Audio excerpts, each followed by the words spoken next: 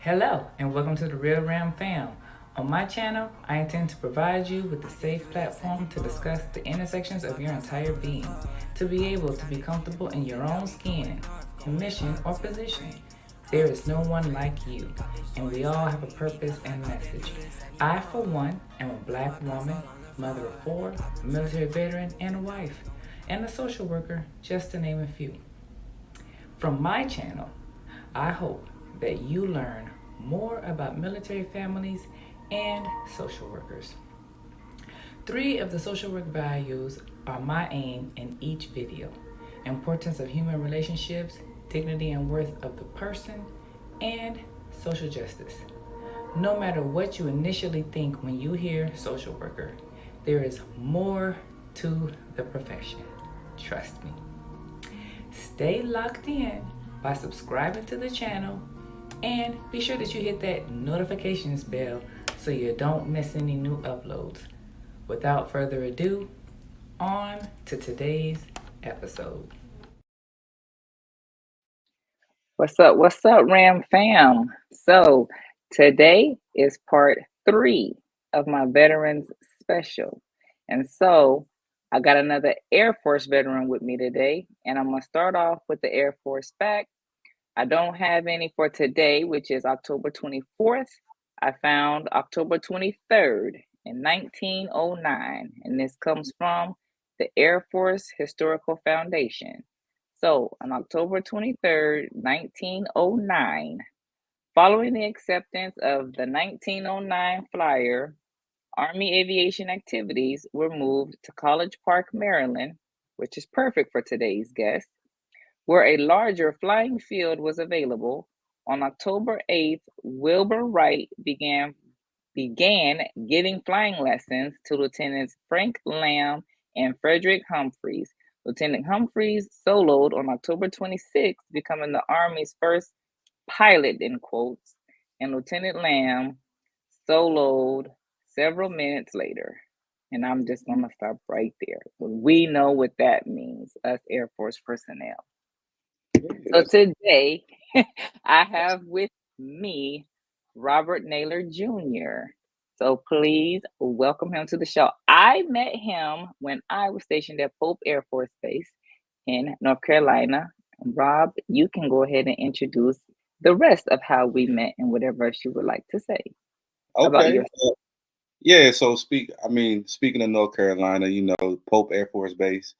They call it No Hope Pope, but I was that was my first base, so I didn't know what to compare it to. I just knew it was better than tech school and better than basic training. So uh, I had hope at Pope, and I kind of enjoyed it because I think that laid the foundation for my Air Force career. Because funny enough, though, I was supposed to go to my first base was supposed to be in Korea. Now we all know the stories and the tales about Korea, right? So as a 19-year-old, I'm kind of glad I didn't go to Korea. My career probably would have turned out a whole lot different. But I ended up swapping with my roommate. Actually, that's how I got to go to North Carolina and go to Pope. So went to Pope. Um, I don't know. I was, Now, you know, don't go too far. Don't go too far. okay. Don't give them all that just yet. Don't go. So I already told them that you was Air Force. Yep. So what was your job? Or is that's gonna be the Oh, next question. Your job. yeah. So my AFSC, I'm a 2S soup. Y'all know the rest. I You gotta say it for the folks who don't know. Oh, What's that soup mean? soup. Damn right. That's just what we say. That's our saying. Whenever somebody yells soup, you follow with the damn right. You know they are real to us. So yeah, that's my job in the Air Force. I'm still currently serving active duty. I just hit 20 years in May of this year. Oh my goodness, it's been a roller coaster ride. Uh, but I plan on retiring probably next year, depending on how Mhm. this current position plays out. Um, but yeah, 20 years in, I love it. I've loved it, and I still love it right now. But I'm trying to get into the mindset of sort of transition. I know we'll probably talk about that a little later, but transitioning from the Air Force mindset. My dad, Mhm. my dad jokes. Well, my parents they like to joke. and say I know the old school uh version of it. They say you ate up or whatever. You know, you bleed blue, all of that, which I don't, but sometimes I do. I guess I don't know. Anyway, yeah. So it's gonna it's. I remember when I was a young airman when I first came in. I said I'm gonna do well. I wanted to make my goal was to make chief in 20 years. I wanted to be the chief master sergeant of the universe, right?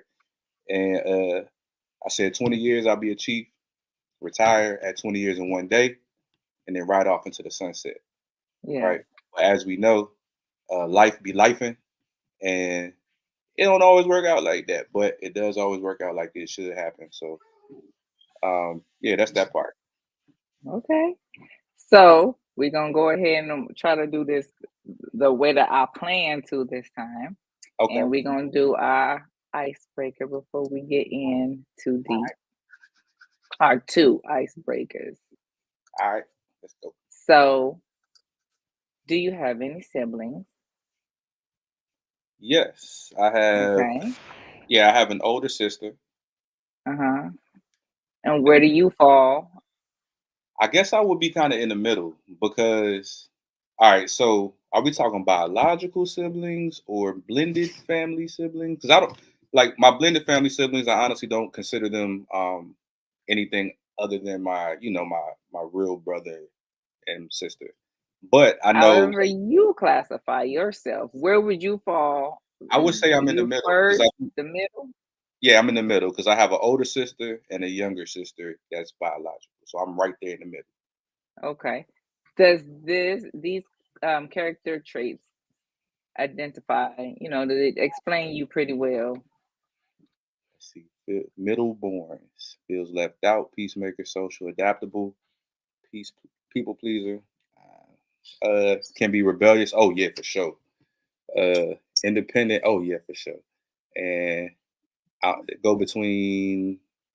What's the go between part? I don't know. Is there more to I that don't, one? I think yeah, you're the person who's basically in the middle.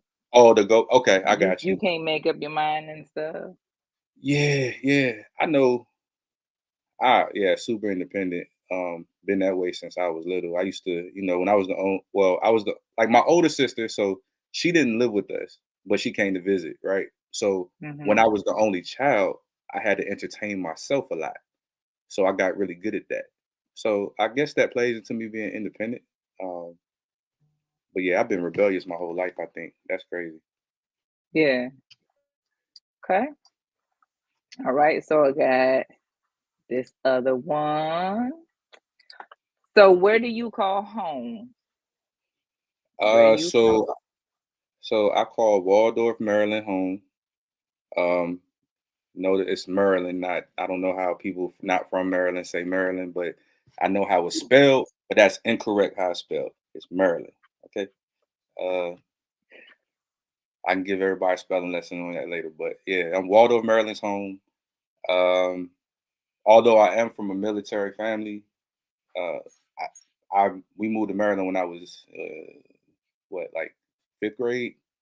So basically that's all I remember, to be honest. I mean, I was born in New Mexico. Uh those who know me, they joke and be like, "You from Mexico?" No, New Mexico. I was born there. I don't remember nothing about it for real. I was little when I grew up, and then we went to Guam. My dad was stationed in Guam, and then for like 3 years, 2, 3 years, and then Maryland. So Okay. Waldorf is home. All right. So we got a cultural thing we finna do here. Okay, Okay. All right. You see that? I see the guest opener. Welcome. What Okay. are these? Okay, all right. What are Right. these? How do you say this? Okay. Okay, water, How you say? I can't hear you. water. Okay. Oh man. Two, two, two. Y'all funny. Two. Type of hair. Just the H word. The H word. Oh, hair, hair, hair, hair. The H You word. you are here. Here. You are here. Oh, you said just the H word. Okay. Uh so do I have to say each brand or just the shoe? Mm-mm. Just what are those? Oh, shoes. Shopping cart. Oh, I don't even know. That's the little basket. The little basket. I don't know. I just call it a little basket. I don't know. The little handheld jump. Uh oh, I know people call that's a pocketbook, but I Okay. don't see I don't yeah, pocketbook. Okay. That's a purse. Oh, that's somewhere you don't want to be when it's dark outside. Uh alleyway. Uh yeah, Okay. just don't be there. Don't especially in Baltimore, don't be there when it's dark outside. Or DC, Southeast to be specific. Uh You know what? That looks like the room we were not allowed, the forbidden room. We wasn't allowed to go in a certain room. So, I know. So it's not necessarily the room that I'm looking for. uh-huh. It's the where's my arrow won't the Yeah, it's the living room. Oh, entrance way. the doorway. Oh, Foyer. okay. The foyer. Okay. Mm, that's a, like a icy cup. I don't know. A what cup? Icy cup? Okay. Oh, that's the same thing, the icy cup. You get from the candy lady and stuff like that. 25 cents. Fill in the blank. That's a boatload of stuff.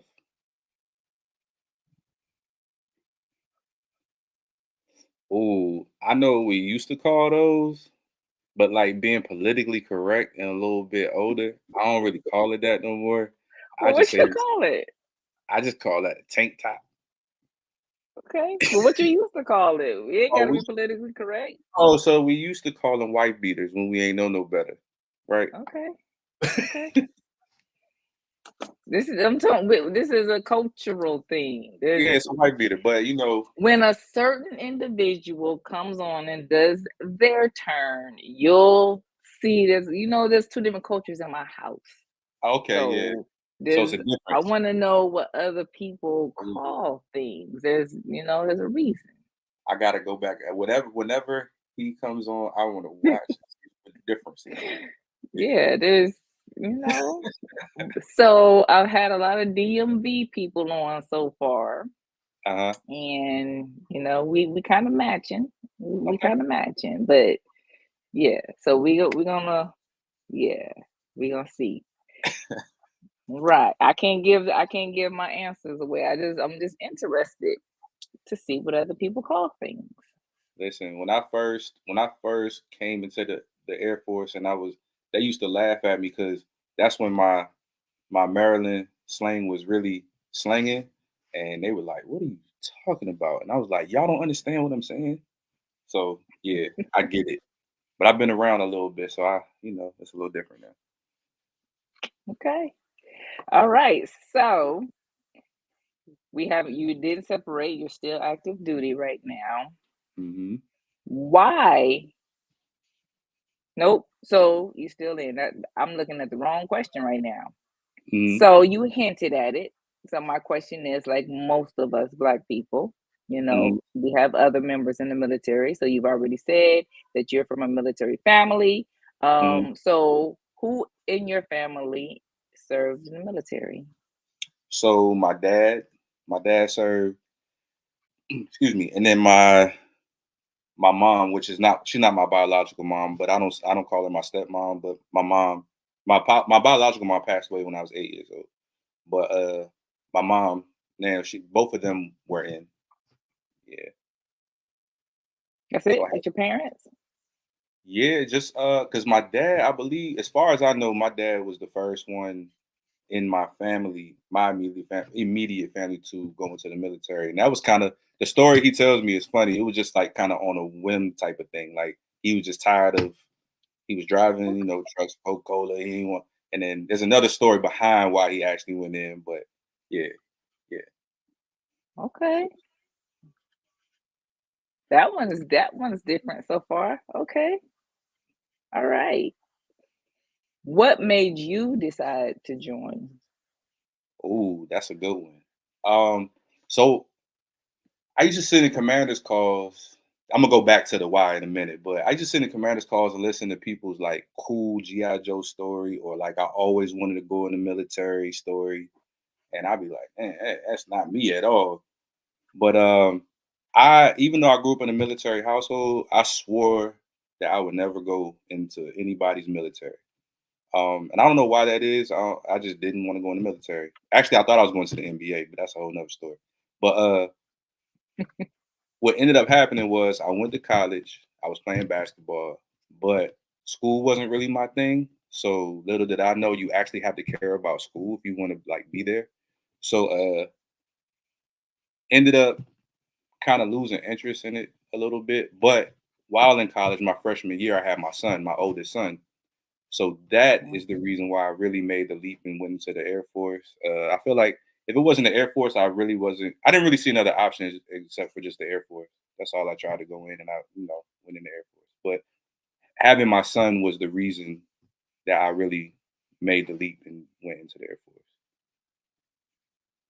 Okay. Well, that was my next question was the Air Force your first choice? Yeah, that was my only Okay. choice. Well, why? Why was that? Honestly, that's all I really knew was the Air Force. That's all I really knew. And then the only thing I knew about the military was stereotypes. Outside of what I witnessed with like my dad, because when I was little, I used to go to work with my dad. Like he was security forces, so I used to see security forces all the time. Then I would see like the only other thing I knew about the Air Force jobs were services. But my idea of Mm, services was the guys I saw working at the gym because I used to play basketball all the time at the gym, yeah. and their job looked kind of easy. So I was like, oh, when I go in the if I go in the Air Force, I'm gonna do that because I could like check IDs and then go play basketball. Like that's what I thought I'd be doing. But yeah, that's pretty much what it was. And I didn't know anything about the army. Army, I saw all I knew was what I saw on TV. And I didn't want to like go on the front lines and shoot no guns and battle no, you know what I'm saying? Like, I didn't want to do that. Marines, they seemed a little crazy. And then like once I met a lot of them, I realized that wasn't even a stereotype. That was true.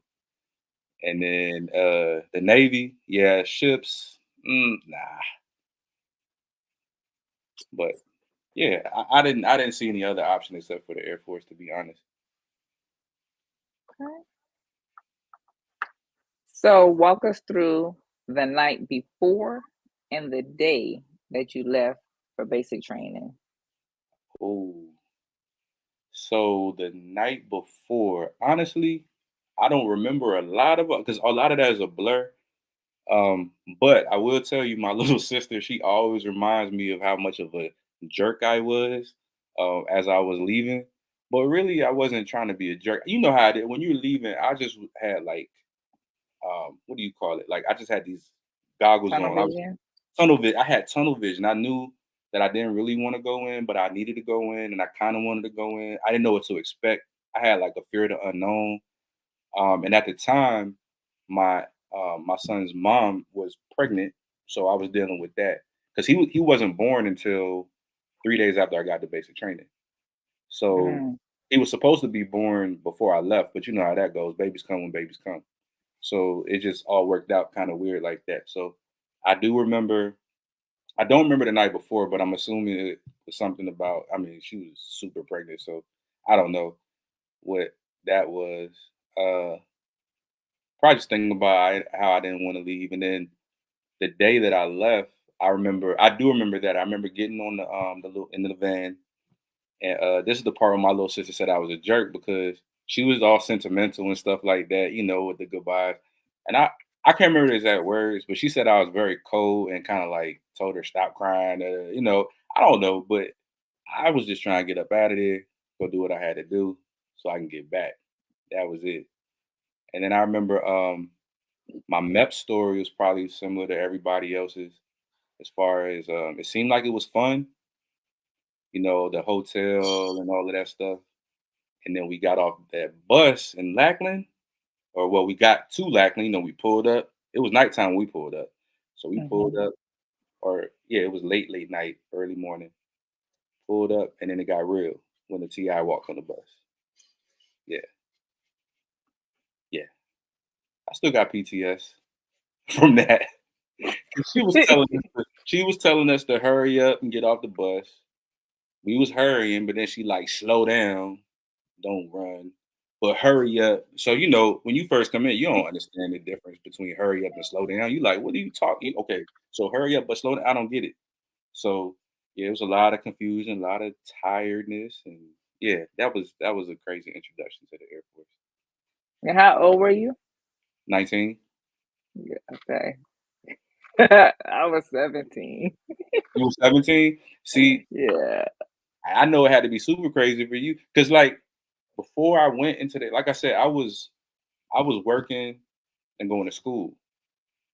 So like I never I never had that where, how some people like you probably like you came straight from high school to the military.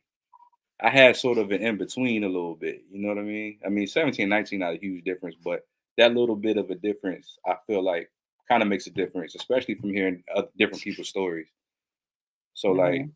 yeah, it was kind of crazy. I was like, what are we doing? Like I was confused, but you know, I figured it out quickly. I figured it out quickly. Yeah, that that basic training was crazy. So from right there, Uh-huh.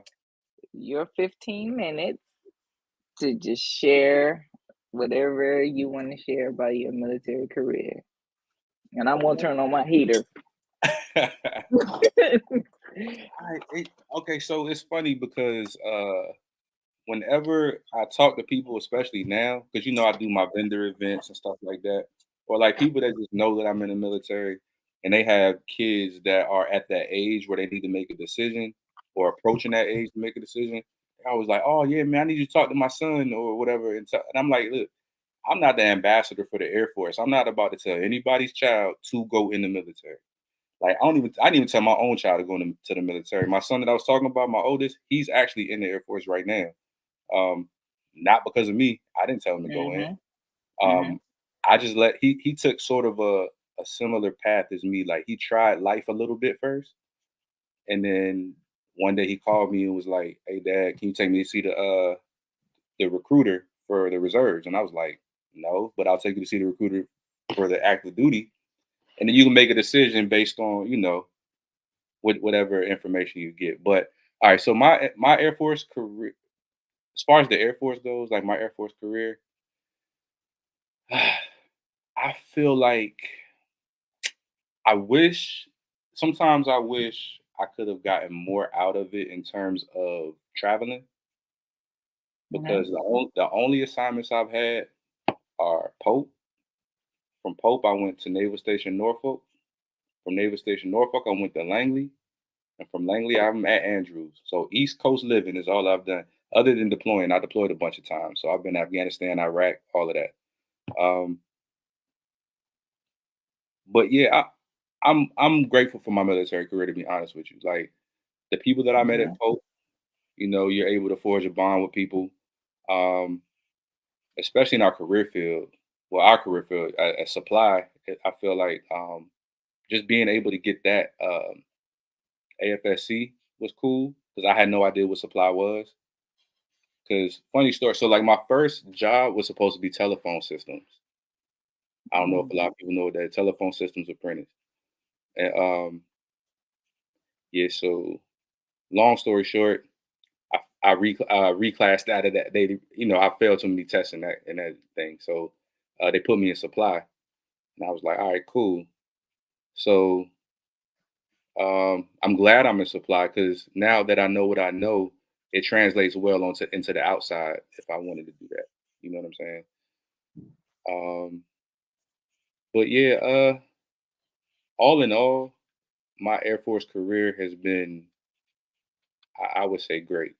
Um, that chief master sergeant of the universe thing kind of fell to the wayside once I started living the Air Force. You know how it goes in the Air Force. It's like you start understanding a little bit more. You're like, okay, I don't need that.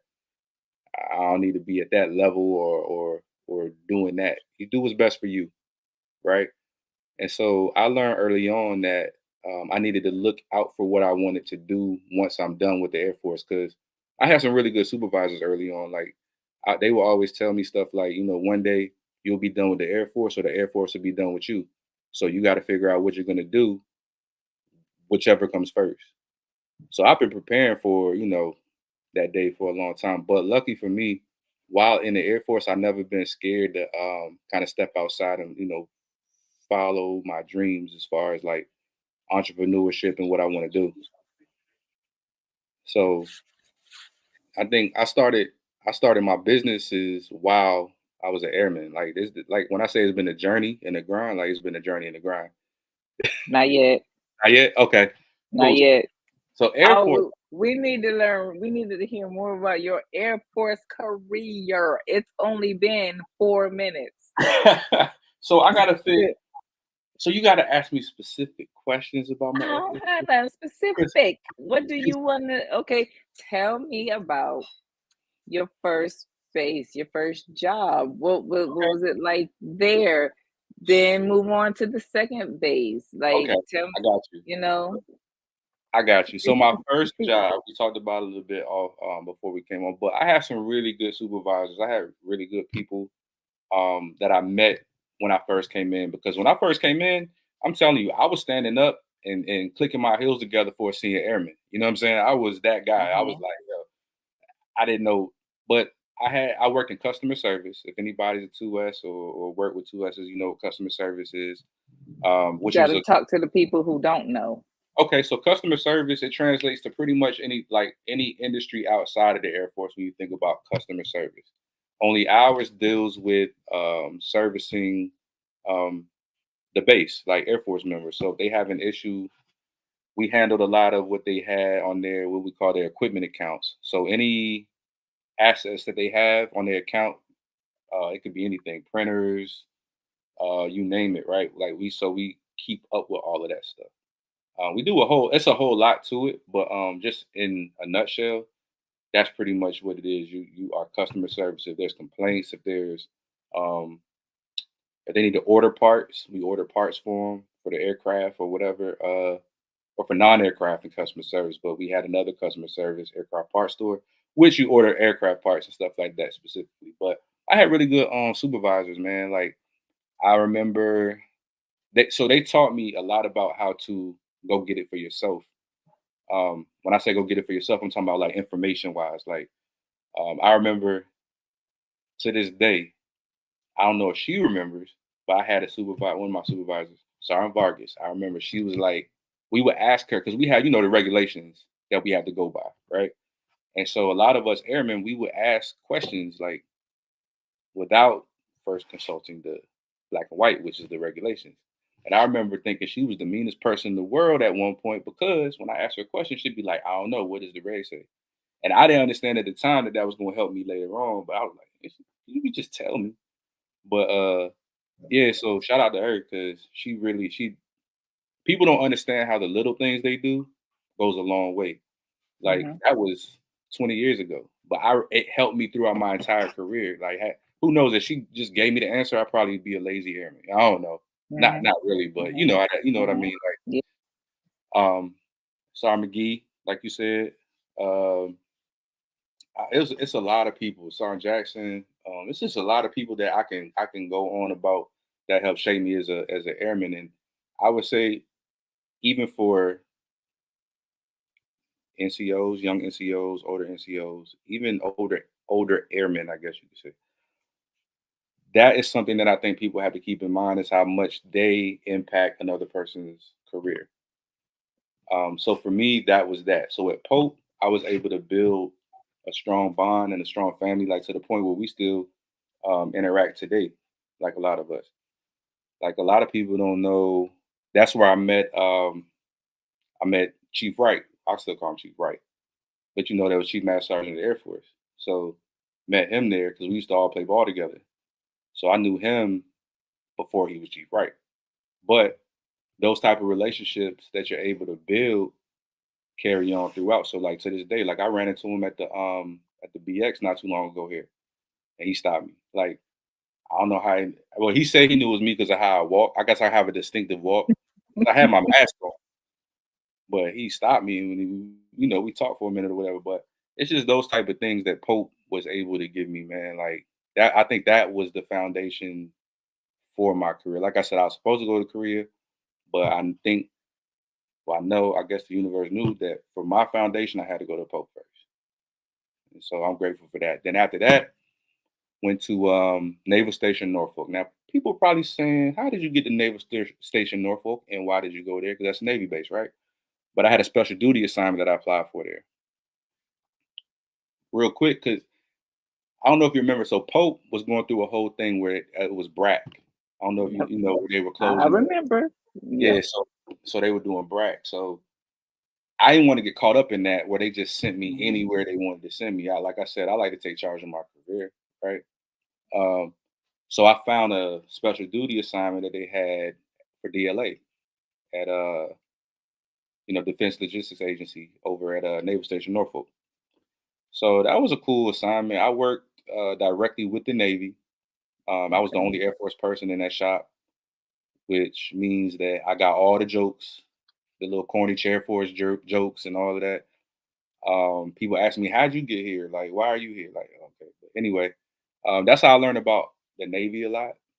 Um, and then from there, I thought I was gonna get on an airplane and go somewhere far, far away off the East Coast, but the Air Force was like, "Nope, it's gonna be cheaper just to move you from here across the bridge or across the tunnel, other Mhm. side of the tunnel, the Langley." So found myself at Langley. Langley was cool. I was there for way longer than I would like to have been. Uh, Most of my time, a lot of my time there was spent deploying. I deployed what 6 times. Um, so been to Iraq, Afghanistan, Kuwait, Qatar, uh, Iraq again, Afghanistan again. So that was the bulk of that. But all in all, like I know a lot of people say bad things about Langley, but I honestly like Langley. Langley's a cool base. Plus, it's on all the Transformers movies and all that. So how can you not like Langley? And then now, Sure. you want me to talk about now? Like from Langley to here? You still got 4.5 minutes. Okay, so I can stretch. I, All right, I so I can ask you some questions about Pope, about but Pope. I can also save it. I can save it as All well. right, you can save it. I'm gonna go ahead and just jump in. So the job that I have now, I had no idea it existed. Um, it's called Civil Air Patrol. So basically, I'm in a one deep slot. I'm the supply person, the supply liaison for the Civil Air Patrol. Now, this is where I'm going to plug the Civil Air Patrol because had I known about the Civil Air Patrol when I was young, like a teenager, I would have joined it.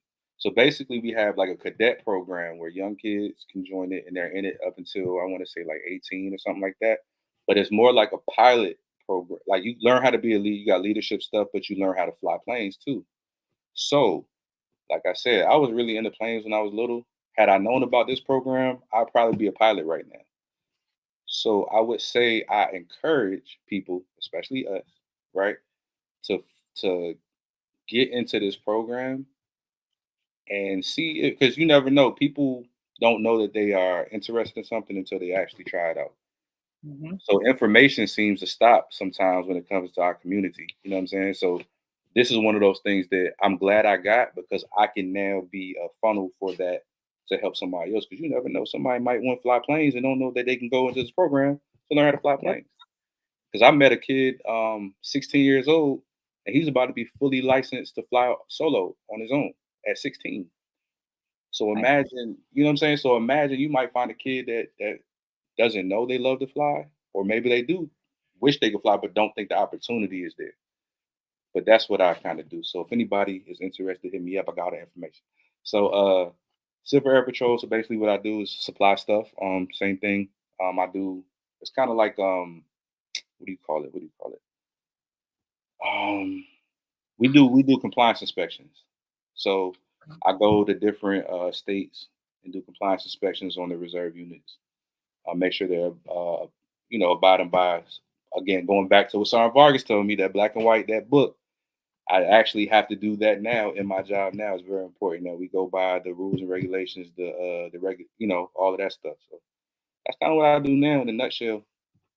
But I will say the job that I have now gives me a lot of flexibility to do, and I know we're gonna talk about this later, but to do a lot of what I want to do now as far as my business and all of that stuff. So Mhm.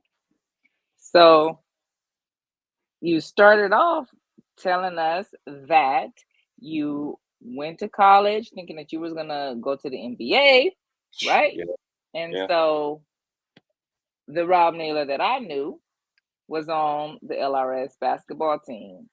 Oh yeah. And I have another video out there, Real Ram fam, um, talking about my squadron with they three-peat, maybe even maybe four-time champs. Yeah, they won again after I left. So Oh, okay. So at yeah, least while I was assigned, they yeah. won 3 times, and Rob Naylor was on that team. So you go ahead and talk about that a little bit and how you feel. How you feel about that? Basketball. Well, first of all, shout out to my teammates. I still give all the credit to my teammates. I appreciate y'all, man. Ken Carter. I don't want to name everybody, but I will name the ones I know that talk about it a lot. Ken Carter, Jason Abney, all of those guys. They always remind me of how great we were. You know what I'm saying? Like if you look at the Instagram, you'll see it pop up every now and then. But yeah, I want to give all the credit to my teammates. You know what I'm saying? The great coaching we had. They just made me into a better player and let me help them win the championships. No, but then I also have people that still reach out and tell me like, it's weird.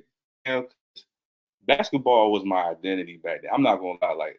Like I said, when I thought I was going to the NBA, ball was life. So even when I was deploying, when I went to Kuwait, I was out there collecting ankles and making highlight tapes. You know what I'm saying on everybody. I was out there busting everybody. I'm telling you, like it was crazy. It was a movie. But anyway, Pope, it was great. There's people that still know. It's probably some ankles that I still have in my collection right now from Pope. So if I still have your ankles, contact me, and I'll see about getting your ankles back to you. Um, but you have to also buy a shirt or some body butter or a candle as well. So yeah, that and we had such a cool commander, well, cool commanders at the time. But I remember Colonel Bradley specifically. He was really big on basketball. So winning those championships and having him come out there and support us. I mean, all the leadership was great, but him specifically, it was fun times. I told you that's where I Yeah. met. I still have a pic. So I still have a picture. I wish I had it near me. I would put it up. Um, with Chief Wright, he was trying to guard me, right? And I always remind him to this day, just to be funny, like you can't guard me, right? I have the picture to show it to prove it.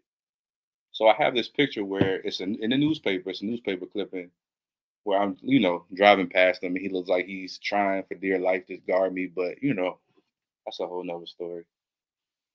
I'm gonna put it up again. I'm gonna keep putting it up. When you talk about basketball, when we talk about basketball, I used to be very humble when I talk about basketball, except for when I'm on the court. Like people that play against me know that I'm not. Like it might look like I'm being humble, but I'm saying some funny stuff that's probably you don't like. But Well, look, because this is your episode. So, yeah.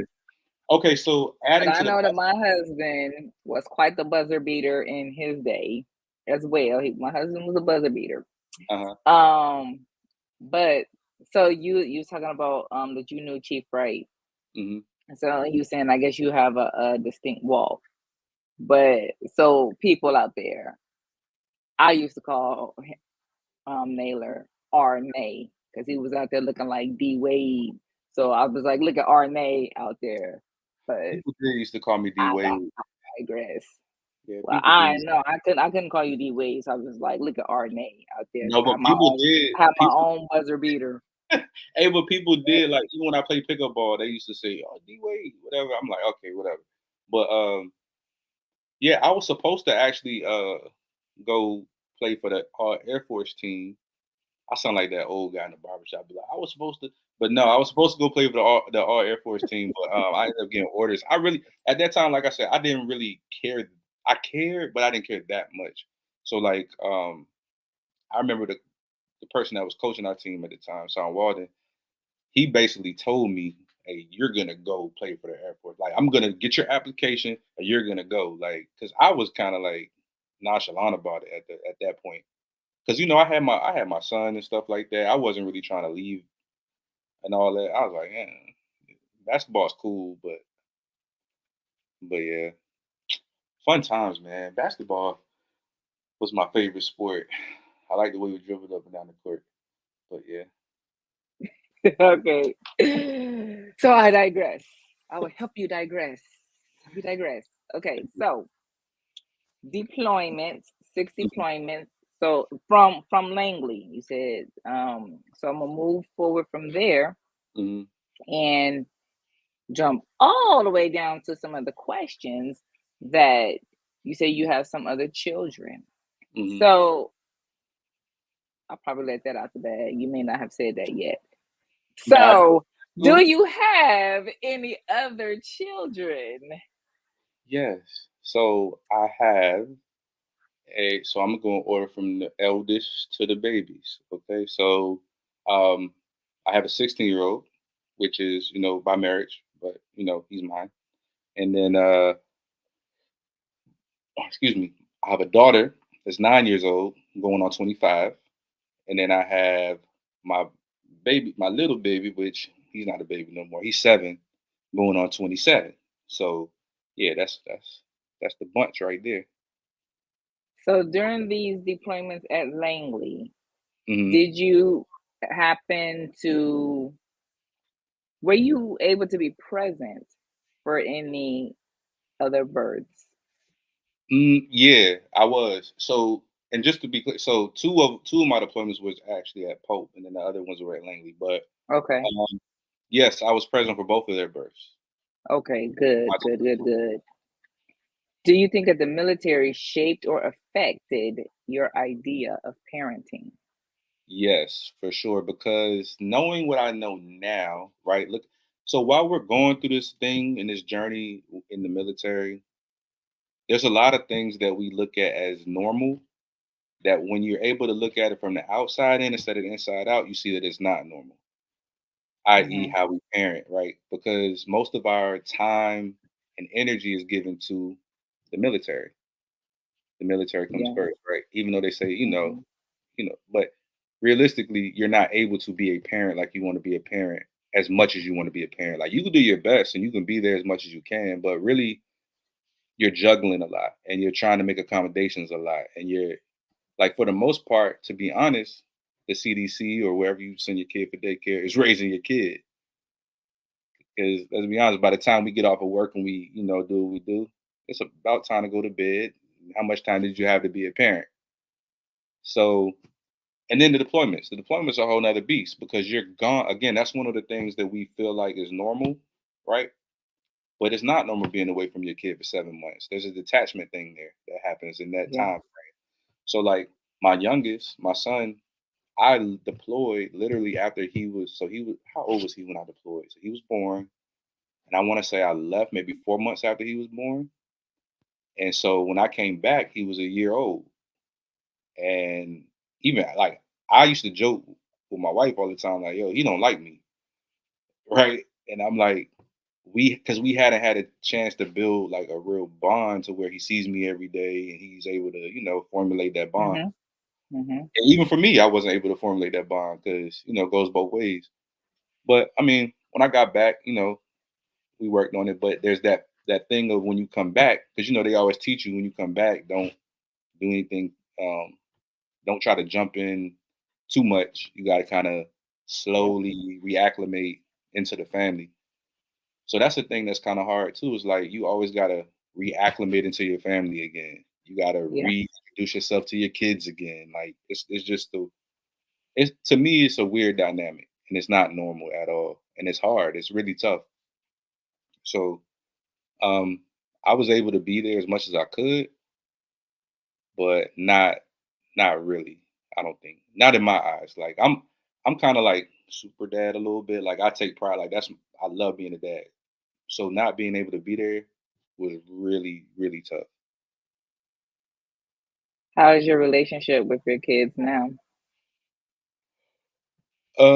I think for my 16-year-old, we're good. I don't know with him if it's we have too many other you know, things at play with that. Just because I'm not his biological dad, but we still treat each other like that. But also, like I don't know. So real quick, we have a video where I came back from one of my deployments, and I did one of those videos where I surprised them. You know, the ones that be on the news. We was on the news where I Mhm. surprised them at school when I got back. But we're Okay, cool. nice. Yeah, and then my little ones, we're super close. But like I've had a lot of time to really bond with them since being in the regular everyday Air Force. Which is why I love this job now because I don't have to be subject to that. It's not the same. It's like when I was at Langley with 40 people to deal with and all of that. It's a little different, but yeah, my relationship with my kids is really good. Yeah. And yeah, we didn't say, we said how long you've been in, but we didn't say what is your rank and pay grade. Oh, Master Sergeant E7. Okay. So, what do you think? No, no, no. Do you think that the Air Force helped shape the person that you are today? Which we Yes, kind of hit on it already. yes, yes. And it's so crazy because it's like one of those things where when you're younger and you think you know everything, but then when you grow up, you realize you ain't know much as you thought you knew. So like the Air Force, especially getting into the civilian side of things, we talked about this a little bit. So Hmm. it's helped me realize that it taught me a lot of leadership qualities, adult qualities. Like, cause I grew up in the Air Force, so it's taught me adult qualities. Like, I look at people that don't do certain things, like I don't know, be on time, uh, wake up on time. Like all of that is weird to me when people don't do it. But I'm realizing that that's kind of normal. People don't always aren't always on time. People aren't, those aren't things. But the Air Force kind of shaped me in a way to where that's embedded in me. That's just my lifestyle. So like a lot of stuff that I'm even able to do, like I have friends and people that I know that ask me all the time, like, "Are you sure we got the same 24 hours in a day? Because how do you accomplish all the stuff you do?" And I'm like, well, Yeah, because I'm always moving. Like I'm just used to being able task oriented. Like if it's something that got to get done, I'm doing it all day until what I'm saying. Like it's just. And then you think about shift work. Hey, like I said, I've deployed where I had to work 6 days a week, 7 days a week, 12-hour shifts. So now working kind of like for myself a little bit, like on my stuff, it's no different. Like if it got to get done, it got to get done. So that's kind of how the Air Force has taught me. If it got to get done, it got to get done. You know what I'm saying? Just you gotta do it. yeah, So, yeah, yeah. And going back when you said uh Sam Vargas, I guess, mhm. when she was telling you always go look it up in the reg or help look up in the reg, and you said that that helped you learn to go look up the answer. Yeah, yeah. And So so a lot of civilians, they don't know how to go look up the answer. So thank goodness today for Google. right, right. Right? At least they got Google, but that's still not helping you learn to Uh-huh. go look up the answer. Yeah. And some people won't even use Google. You know what I'm saying? So it's just like it teaches you how to use your resources. Because that's one thing I'm sure you've seen. Like the Air Force will throw you into the fire and say, figure it out. Like I've been put in certain positions, certain jobs where I had no idea what to do or what I'm supposed to be doing. But guess what? You got Mhm. to figure it out. Find the resources, find something that's written down or whatever, and figure it out. So that's one of the big things. My husband, one of did he get it from the military? I think he did say one of his first supervisors gave him the book, A Message for Garcia, and he gave the book to me, and he gave it, give it to our sons.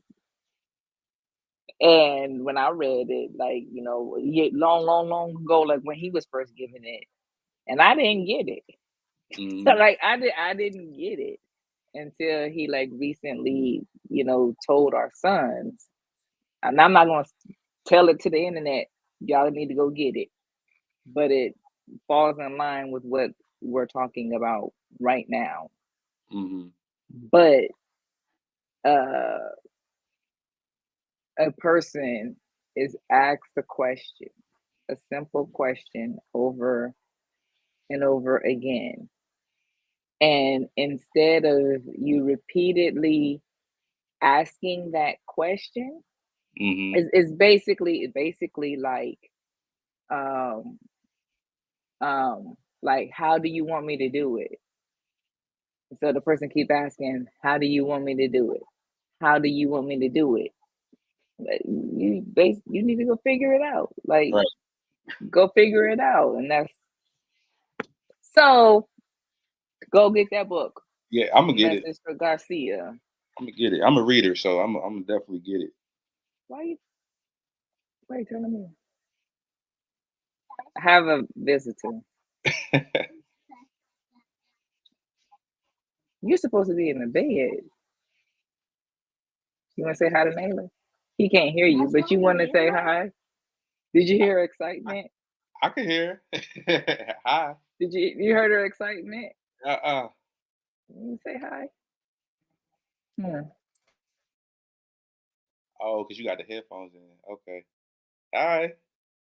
How you doing? You about to go to bed? You lucky. I wish I go to bed. I'm tired.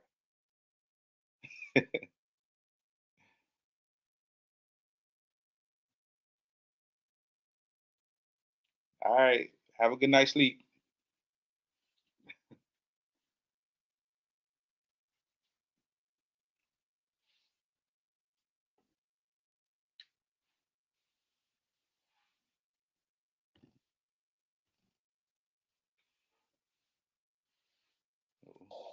All right.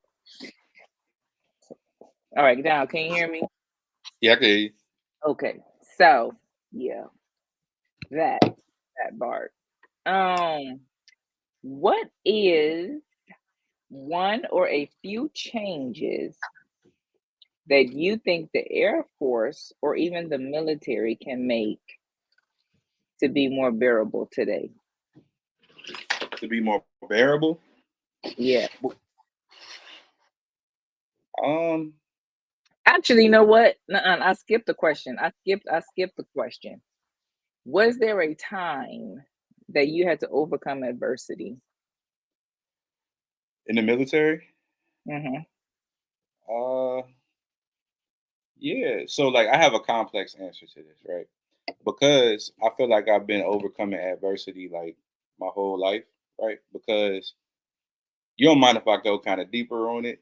So, Hey, this all right, you, this you. all right.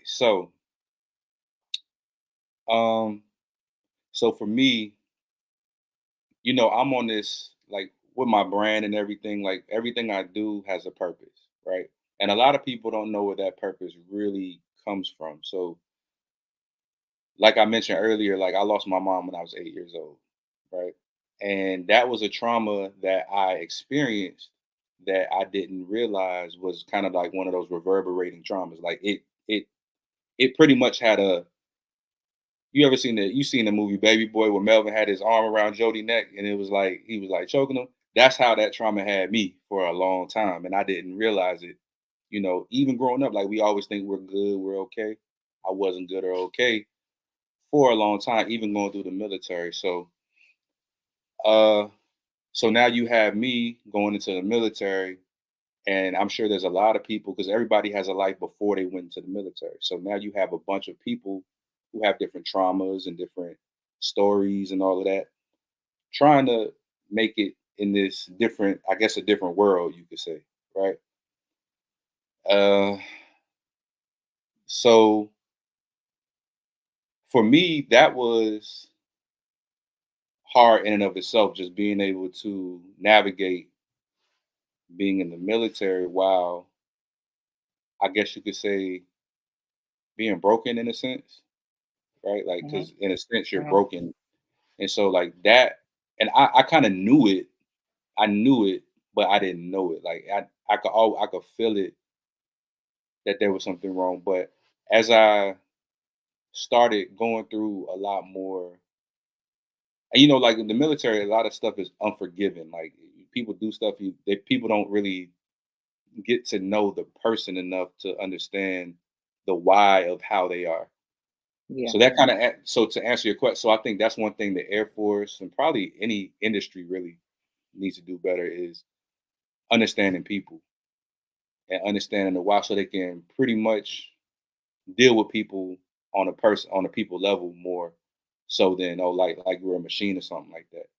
Because I can remember like feeling like, oh man, they want me to be like a machine or whatever. Like I got these feelings. I don't even know how to deal with these feelings. I don't know how to do what you're saying because I'm already like I'm not in a place to do that. So that's one of the things I think the military can do better. Now I'm not in the everyday, I guess what they call the real Air Force. So I don't know what changes they made as far as like mental health and stuff like that. But I think that should be more of a emphasis in the military, and it shouldn't be where they're talking at you. Like that's one of the things that we noticed. Like for people who don't know, like me and some my fellow airmen, we started before I left Langley. We started an organization called Strong Together, and so basically what that was, it looked like a group therapy session, pretty much. So we had to go through, we had to present it to behavioral, to BHOP, behavioral health, and all of them, just to make sure that we were within the regulations of what we could do, especially since we're not therapists, right? So like, Mhm. but luckily for me, like my wife, she's actually a therapist, so she was part of the team. Plus, so we had that on our side. So basically, what we did is we took the what do you call it, like the resiliency days that they do, that Right, felt like right. mandatory. It felt like mandatory here. Listen to this, as Yes. opposed. But and we were like, yo, like we need to do something that's more so like gonna help you, because I never felt. I'm gonna be honest. I never felt helped after a resiliency day. That's just me Yeah. personally. But apparently, a lot of other people felt the same way because when they came to our sessions, I mean, they echo the same sentiment. You know what I mean? Because Mhm. we kind of carried it a different way. We put it out that we advertised it as a voluntary instead of a here you're gonna go here, and it was like the icebreaker, the whole nine, like the whole like people, a safe place for people. You know what I mean? So they were able to open up. So I would like to see them. I think the military has to do better at implementing more programs like that. Like we weren't able to keep it together just because a bunch of us we PCS'd and split up and went to different places, Mhm. which I wish we could have Uh-huh. kept it. But it was a big program and it was like lauded by everybody. Like it's something that they really wanted to make into a big thing. And I don't know if they're doing more of that now because I'm not, my ear isn't really to that. Um, but yet go to that and treating people like people instead of you know a rank or do this and do that type of thing.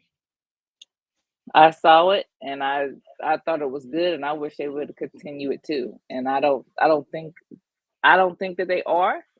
People they fall back. Big Air Force, well, shoot. I don't see big Air Force either. I see joint. I see joint bases. And so they fall back on M flag. Uh-huh. So sorry. Military and family life and wait. I know what you Military said. family life and readiness centers. So Eh, that's for all of the branches where it's pretty much the equivalency for civilians is where you go to get all of your resources for mental health. That's mhm. that's what it is. Yeah, and the thing is, like, I understand the why, like why they want to keep it, because I mean, this organization, they're paying these people to provide a Yeah. service, right? So if you start having a bunch of things like what we created, then what do you really? I guess they look at it like, what do we really have these for? Yeah. Plus, you have professional. Because like one of my concerns, to be honest, and that's why I'm glad we had like licensed therapists there, because I'm not trained to handle somebody that has a mental breakdown in the middle of a session. You know what I'm saying? Like if they go off Yeah. the so that, and I think looking at it now, I think it's good to have those parameters just because everybody's not going to take the proper precautions to make sure it's done the right way. So if you have an Mhm. influx of it, it's probably going to go. But I also on the other end of the coin, I think it's good because you have airmen helping airmen, and it doesn't feel forced. It feels like a safe place. It feels like a relatable place, and it feels like, I mean, I can definitely attest to the fact that we were helping people. Like we really were Yeah. helping people. So I mean, but of course, it don't stop with us. They still got to go to MFLAC and all of that and get their real, the other help. But it was just an avenue. So I think that the Air Yeah. Force should, even if it replaces the resiliency day, that starts to feel kind of like, mm, we're out of work, but Yeah. Yeah, once we got closer together and I got my license up and running, I was like, "Dang, I want to join Naylor's team." And then you was like, "Yeah, we're not doing." I was like, "Oh we tried man, though. Like we yeah, tried, but it was hard just because everybody was so decentralized, like across the yeah." country type And then stuff. COVID, And so COVID, and it's hard. Yeah, COVID really messed it up because we couldn't. It was hard to get a venue, or if we could get a venue, it's hard to get people to come because nobody really wanted to show up in person with COVID. yeah, With the Rona running so around. But I definitely want to spark something like that back up because I can do something like that in my in my shop now. You know what I'm saying? I got the venue that people can come by and we can do stuff like that there. yeah, yep. Okay, so was that also your adversity story tied in together? Um, yeah, kind of, sort of, yeah. Because like I mean, adversity, I can toss in like adversity too. Like deployments is adversity, right? Hmm. Um, I can honestly say also that um, I have experienced or seen, even if it was third hand, there's racial biases, right? Hmm. That creates a form of adversity. Like people want to act like it doesn't exist within the Air Force or the military, but it does. Um, I remember one time I was deployed, I almost lost my stripe before I put it on because of a situation where somebody thought that they crossed those racial lines and was acting a certain way, and I almost had the spirit of the ancestor jumped in my fist, and I was about to but luckily somebody grabbed me and was like, "He's not worth it." Blah blah blah. Blah. So yeah, that was. But yeah, that's adversity in and of itself too. Like just the Air Force is at the military. It's at like I didn't realize making it this far would be as easy and hard at the same time. Uh-huh. Yeah. What does that mean for you? I know what it means at my house. What what does that mean? It's easy and hard. So it's on different spectrums. Like so, maintaining a family structure is hard because I mean you're not really in. I think maintaining a family is hard in the military. Because like what we spoke about before, like we're always the military is number one. We're gone. Like even if we're there physically, we're probably gone mentally because you're thinking about something about you got what you got doing at work or whatever. The deployments, adversity, dealing with other people. That's another thing. Especially the further up you get in rank, you're dealing with your problems and your life and your issues, but you're also dealing with other people's problems and issues, which is cool, right? Because we're here to help people. But at the same time, as a real human, that's still a lot of weight to carry. So that's adversity in and of itself, trying to deal with five people who have issues and problems, figure out their problems while you're still trying to figure out your problem at home. So like, yeah, that's been a lot, which is why again I'm glad I have the job that I have now because I'm a one deep slot. I'm not a supervisor of anybody anymore. So I can kind of decompress a little bit. Okay. Trying to see if I got a follow up. That would be mm, nah, because I'll probably be. I could have you all night with that. um.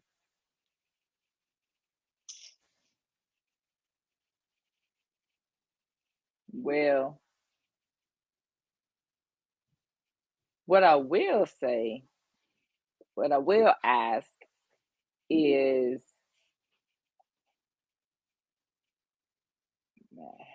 management, being now that you're at management level Hmm. and dealing with other people Hmm.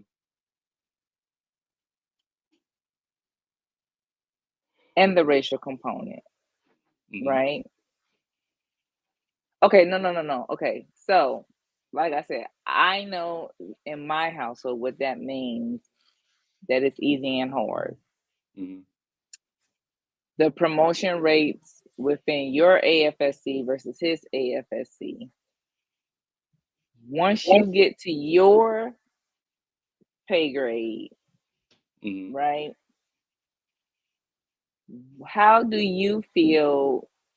How do you feel, or what do you feel your role, your representation, like what does that mean for others below you? Mm. Do y'all, first of all, even have high promotion rates? Um, I've seen it ramp up in the last couple years. Um, Mm-hmm.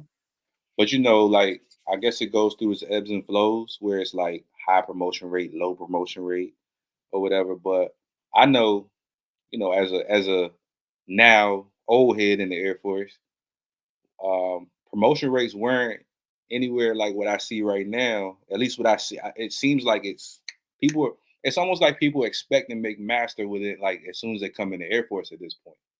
You know what I'm saying? Like they be in 3 years, like, oh, if I make master, I'm mad.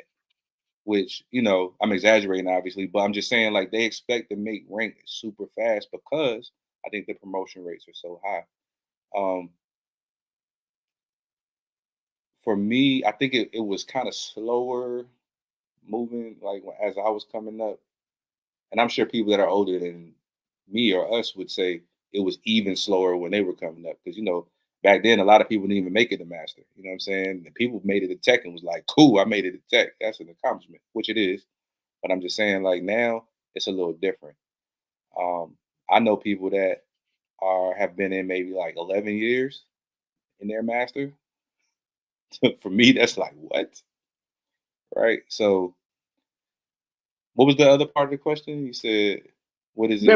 Representation, but if the promotion rates are high, one would think that it's probably not a big deal. Whereas like in our AFSC and his AFSC specifically, It was a big deal, when right? the promotion rates are low, making it to master and stuff, that's a big deal. Yeah, I mean, because you got to think. So like I said before, like when I came in, I was standing up and clicking my heels for a senior airman. So a master sergeant was like the Wizard of Oz, right? Like when I saw a master sergeant, I was like, oh, that's a master sergeant. Like they didn't even touch the ground when they were walking.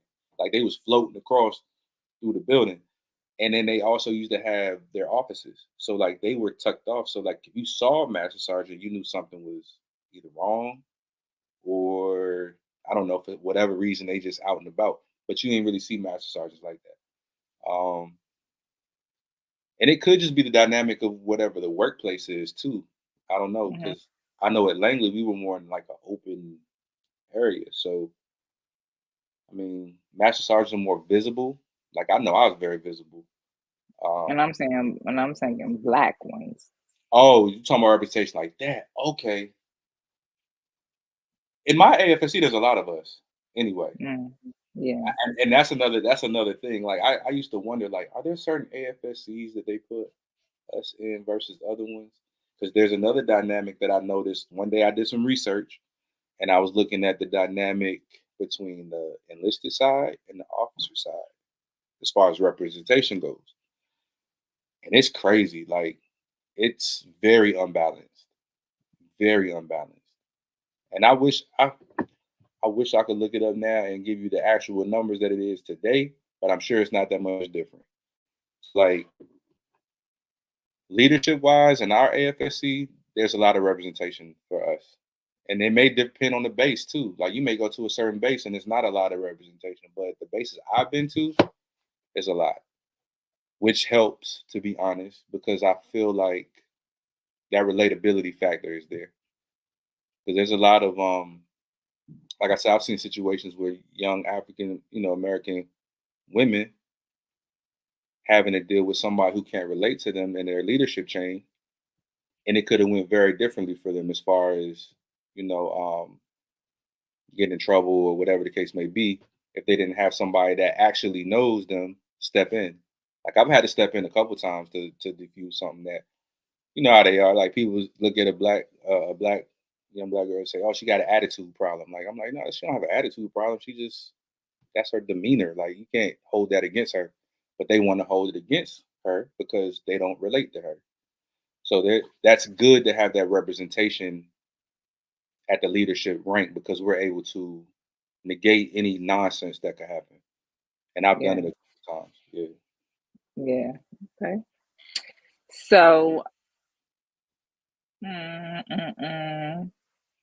You already led to this, so now is your time. Okay. Did the military prepare you for what you do today? Absolutely. So I'm gonna be honest. Like, I feel like I feel like I'm one of those people that was, I don't want to know if you can say lucky or whatever, but like the way my brain is wired, like I feel like I've always been wired with an entrepreneurial mindset. Like, I've never been scared to try something and do something and put it out there. If it fails or whatever, I don't care. Like, that's just me. But certain intent, like certain things that I may have been lacking or may have been okay at, the military has made me really good at, such as like leadership is one of them. Like, building leaders is something the military does well. Especially if you're already kind of like trending in that direction, and you just need to be polished up. Like, I feel like I'm one of those people, so it helped me to segue into my life after the military at as a entrepreneur, business owner. Because I'm able to, like I said before, a task needs to be done. I'm doing it. Time management, Mhm. balancing my life. You know what I'm saying? Balancing everything, because that's one thing the military does is teaches you how to do work-life balance. And again, you have to be open to it. But once you're open to it, you can learn these things. Um, and so, yeah, it's helped me. It's definitely helped me in that way. Um, Balance is a big one. So you're not gonna say what you do today, huh? Oh, okay. Boom. So Okay. what I do today? No, I gotta say what I do today. What I do today is Oh, wait. No, go ahead. Go ahead. Go ahead. Go ahead. Go ahead. because Go it's gonna ahead. be a whole backstory to what I do today and why I do what I do today. Because I It's gotta go okay. through It's all all the shit. right because I'm gonna make it. I'm gonna make it all flow. Go ahead. Okay, cool. So like I said before, so I started writing poetry and doing art and stuff when I was like yay high. I was little, right? I used to draw a lot. Like, I used to draw shoes and stuff. Again, I designed my own first shoe for when I went to the NBA that I never went to. So, and this was when I was probably like, I don't know, I was in elementary school. But yeah, because I was a sneakerhead. So uh I designed my own first shoe. I just knew everybody was gonna be wearing my first shoe. But anyway, so art has always been my thing. So like everything that I'm interested in, I learned how to blend it together all ever since then. So entrepreneurship, art, all of that. So then when I came into the military, an airman paycheck ain't that much. So and mind you, I had a child and I was married at the time because I how that goes. So I ain't had no money, pretty much. What I'm saying to you. So what I did was uh, I learned how to be an entrepreneur. I learned how to try to get money in a different way. So um, I started doing graphic design for people, but I was using Microsoft Word and PowerPoint, which is not a good avenue to choose to do graphic design work for people. But it worked at the time. It worked. I ain't gonna lie. Like I got paid my first job I did for a realtor. I still got her business cards today that I made, some of them. Because I like to use them as like motivation, kind of like look where I came from type of Mhm. thing. So I got paid some decent money for that. So that at that point I figured out, okay, well, what do the professionals use to make this stuff? So I learned Photoshop. Like I'm self-taught in all of this stuff. So like I taught myself how to use Photoshop. A lot of crying and want to throw my computer and sweat and tears and all that that went into that. But I'm really good at Photoshop today. So that's why. So I went from that, and then my friend and I started a magazine. I don't know if everybody like we started a magazine called Empire Radio Magazine. Um, Oh, Empire Radio. Why I keep thinking Greenlight Graphics? oh, because that was my graphic design company, Greenlight Graphics. Okay. Then I went to Empire Radio Magazine, and those were kind of coexisting at the same time until the magazine pretty much kind of became an avenue for me to be able to do everything. Like I was able to do my graphic design, write, like creative writing.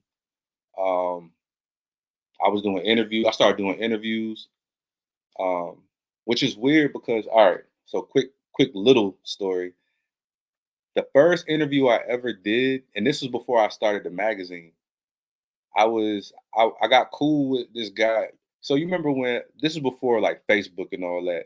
So you remember like message boards and all that, like little any website that had like a message board was like next level to us. Like, oh, you could talk to other people in different states and all that. So this guy, this guy started his website, and I thought we thought it was cool as I don't know what we was talking, and then he was like, "Yeah, I'm about to start getting celebrities on this website." I was like, "Cool." So he was like, "Man, I'm gonna do interviews." I was like, "Cool." So he asked me to do the interview, and it was with Lloyd. You know the singer Lloyd. Yeah, yeah. So I never did an interview before.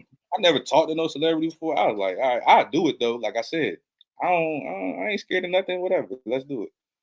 So I wish I could find an audio too, because I know it sucked. But my first interview was with Lloyd, and it was so crazy because he was like one of my favorite artists at the time too. But I don't get starstruck for real.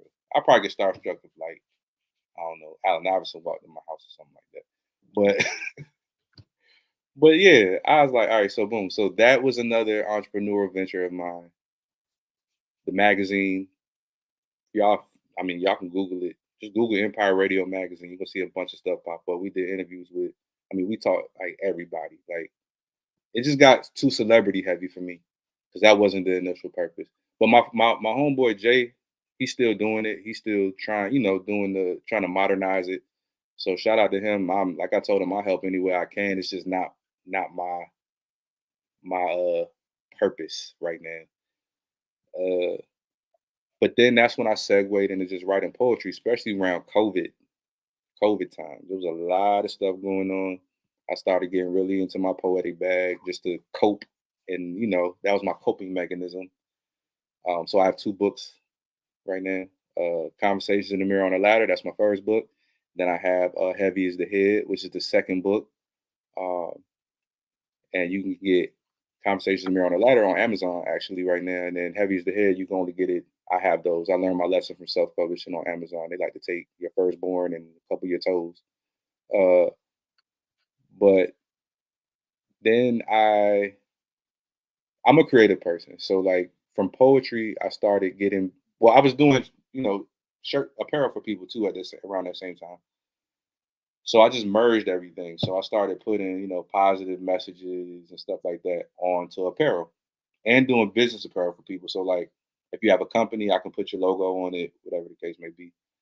So everything just started falling into place as far as everything I do. And that leads us to now where I have my books.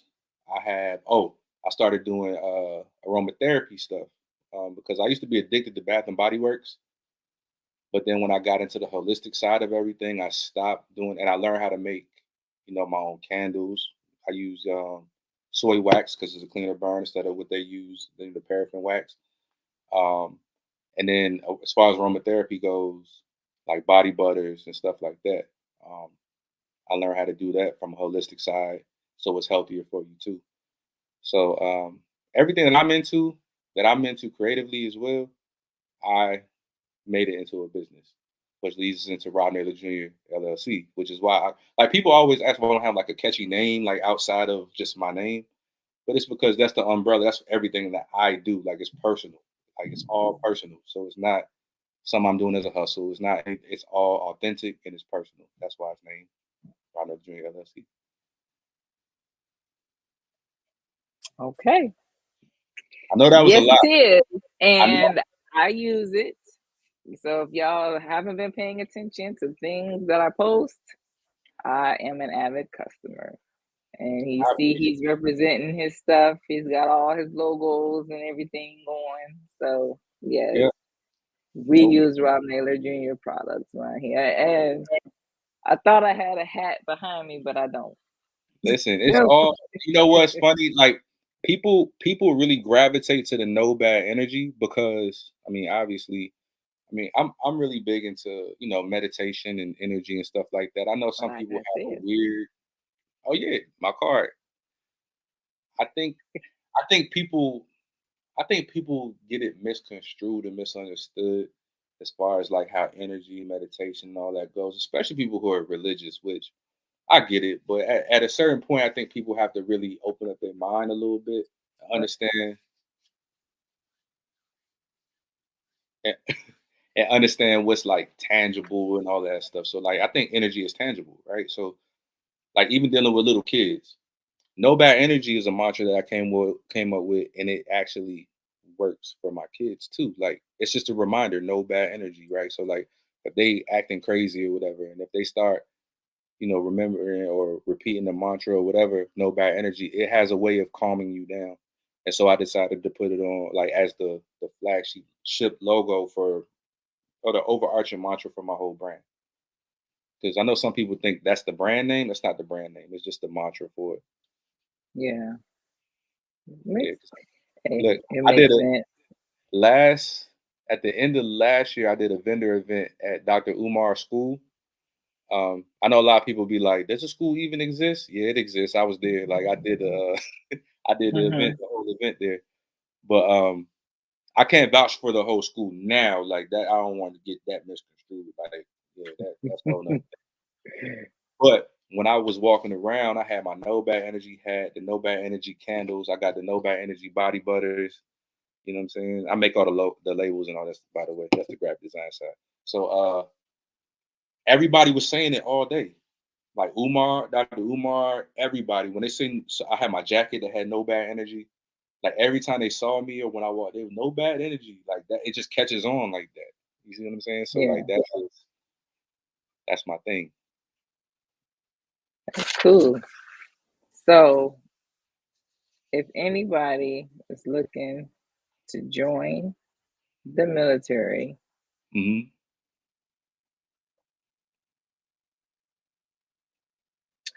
which way I want to go with this? Mm, no, first,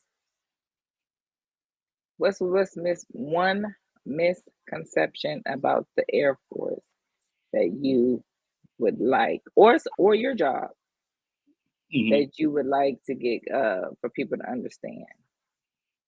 Oh well, number one in the military, we're not rich. All right. I know people think that the military get paid millions of dollars and they want to do tax cuts and cut the military funding. Hey, listen, we're not rich. At least I'm not. So that's a misconception. I think that's the only one that I could think of, to be honest. Because like even dealing with younger airmen, I don't see a lot of younger airmen coming in with a weird. I mean, they're young people, so everybody gonna be a little weird to me because I'm an old head now. But yeah, that's the only misconception that I could think of at by and large. We ain't rich. I don't think that one ever gonna go away. And then anybody that wants to join the Air Force or the military, because you already started mentioning about don't be afraid and travel and everything, but that's one thing that you would tell somebody that wants to join the Air Force or military? Ooh. If anybody is interested in or thinking about joining the Air Force or the military, I would say one of the biggest things is to make sure that you have a flexible mindset. Like, be Mhm. flexible, be able to adapt, and let's see. Oh, always remember that it's like the Air Force. Everybody's journey in the Air Force, military is different. Like, I mean, obviously there's some that are congruent, but like for the most part, everybody's journey is different. So whatever somebody else says to you about their like what it's gonna be like, they have no idea. They have an idea, but that doesn't mean that's what your journey is gonna look like. So you get out of it what you put into it. I always encourage people to do their research, do their due diligence, try to understand your path and what you want to do, and then just follow your roadmap. Like, I got my degrees from the Air Force. You know what I'm saying? Paid for it. Like, I got degrees for out there. I didn't, I wasn't big into school when I came in, but going out, I got degrees. Um, and that's part of the adaptable part. I understand life is going life. You know what I'm saying? Things are going to change. Don't make temporary decisions for what they say. Don't make a temporary Long decision. terms, I think it's long term decisions for temporary situation. There you go. That one. A lot of people do that. Do not do that in the military. You understand? We're going I remember at Pope, I could go off base and get the newest year Mercedes, whatever, because they're gonna approve me for it. Or any situation. Just don't jump into stuff. Just take your time, live life, and let life, work out. That's what I say. Good, especially that everybody's everybody's situation is different, and that's hopefully what everyone is going to gain by the end of this series.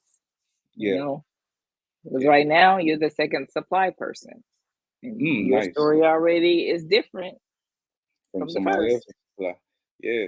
And I So can actually and without put my son, like my son, he's, man, it made me feel like I'm up there, but he's 20, right? Obviously I've been in 20 years, he's 20.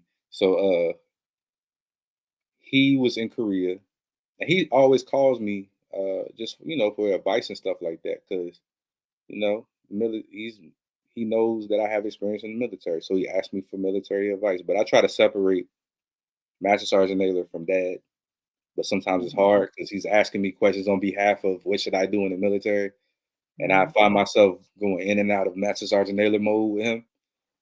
Um, but one of the things I had to tell him, because of course he's 20, so he's trying to live life fast, and he's in England now. He's in England now. He left Korea. He made it. He made it through Korea, and now he's in England. But he's Yeah, trying to live life fast, and he wants to get a car and all of that stuff. I'm like, bro, slow down. Like, just calm down. And he wants to make those decisions that'll put you in a bind later, just because it's. And I'm like, listen, slow down. Everything will come.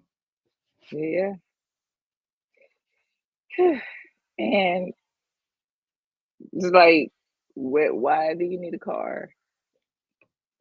You I gotta think. actually, You gotta think about it, and especially in today's society, you gotta yes. think about why do you even need a car right now? Because first of all, where are you stationed? What is your job? How long are you Mhm. gonna be there?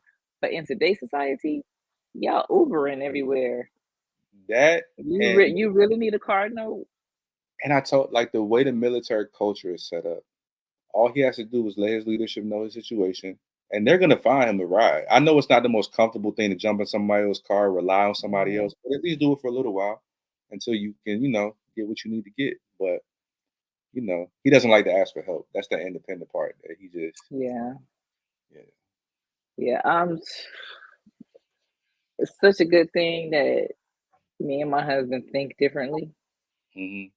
Cause I had a car because my mama had me get a car when I got to when I got to my first base. We drove there in my new car, Hmm. but I I wasn't taught anything and I was an airman basic, Mm, so I wasn't taught anything.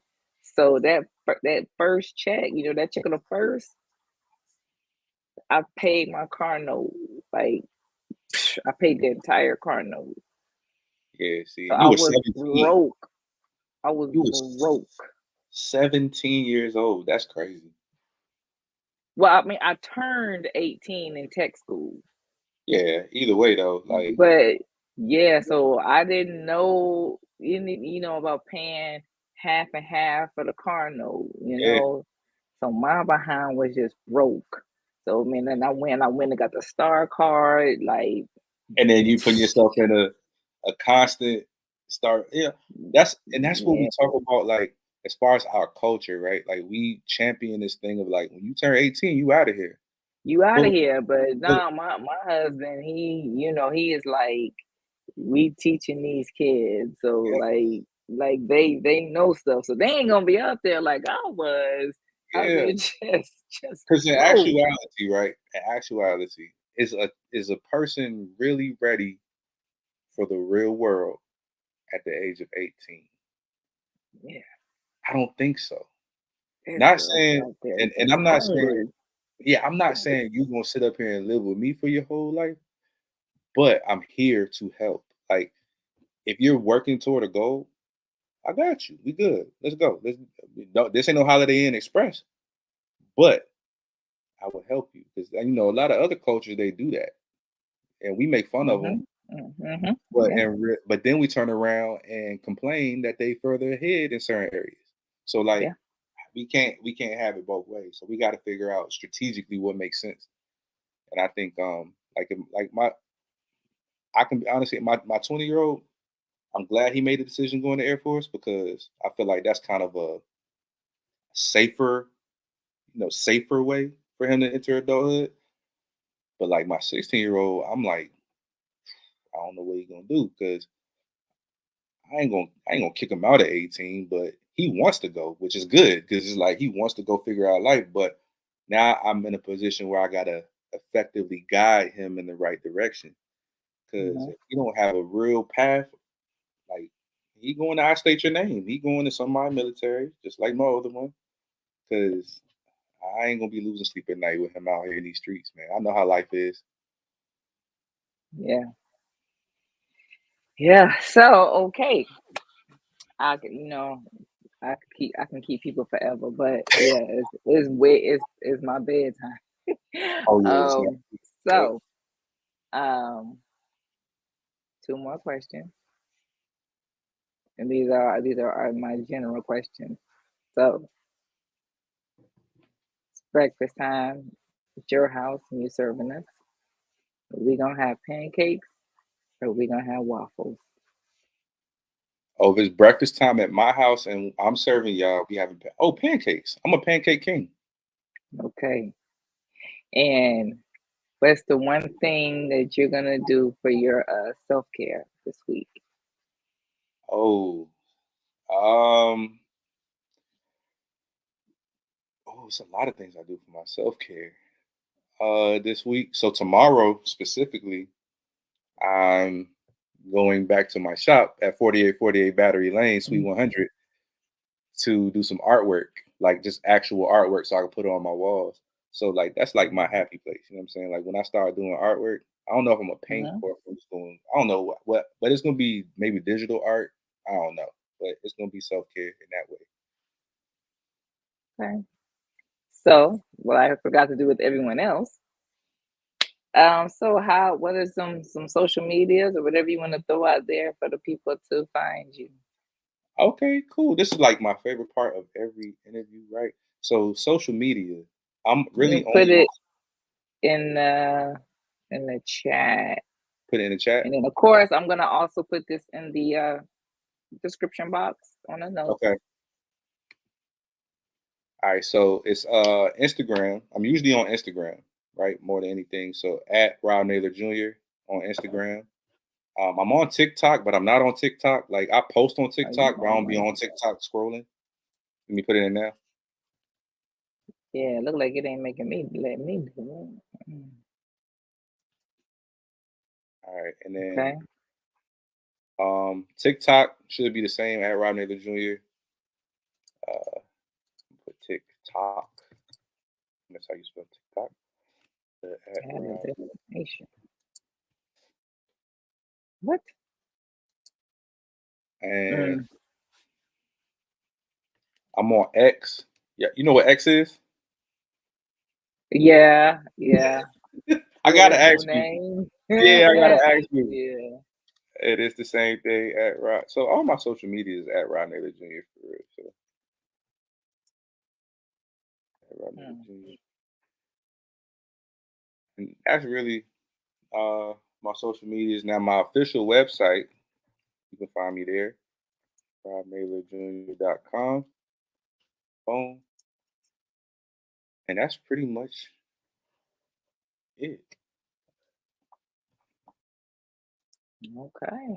But yeah, the biggest thing I'm pushing now outside of social media because I'm trying to get into the more personable side of marketing and talking to people. And so I'm doing a lot more face to face, more, shaking hands and kissing babies and high fiving dogs and stuff like that. So basically my physical location is where I really want to push everybody to because that's my baby, that's my bread and butter. Because if you come there, Mhm. there's a lot more you can do. You can buy the stuff that some of the stuff you see on the website, but then I also have my actual lab there, my shop where I can make stuff, with shirts and stuff. I can make it right then, maybe like within an hour, of course, but like on the spot type stuff. So I can make your shirt. Same thing with any aromatherapy product. I can make it right there. You could do custom fragrances if you want to. So that's where like I like to say, all the magic happens. So I like to get people in the door over there. So 4848 Battery Lane, Suite 100. And all they have to do is call. They can call my business line, actually, which is, I haven't memorized it yet. It's coming though. I got order brain. So,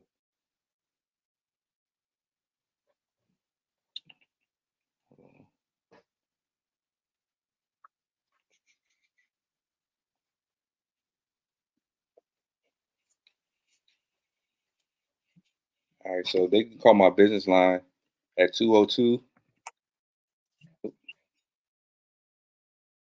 202 810 3258. And I do like free consultations. So basically, if you have a job or a project you want done, call me, text me, whatever. We could talk about it. Not gonna let how long it'll take, what the price is. Because some people already have logos and stuff, like how you already have your logo. If you were to call me, Mhm. the price will obviously be different than somebody who I have to create their logo or create their design. So Yeah. I can give an accurate quote based on quantities and all of that stuff if we talk about it first. So Okay. Well, all right. That is going to be a wrap. So I thank you for tonight's interview. It's part three, and everybody, I'll stay tuned for many, many more that are to come. Y'all know what it is. I hope that you cheers. enjoyed today's episode. I would like to thank my guests for joining me, or simply thank you for watching the pre recorded episode. No matter what your birth order is, how you self identify, and whether you like pancakes or waffles. If this is the first time you're hearing it today, I want you to know that you are loved. You were put here for a purpose that only you can fulfill. Until next time, take care of yourself. Be sure that you like and share the videos, subscribe to the channel, and hit that notifications bell. This is Real Ram out.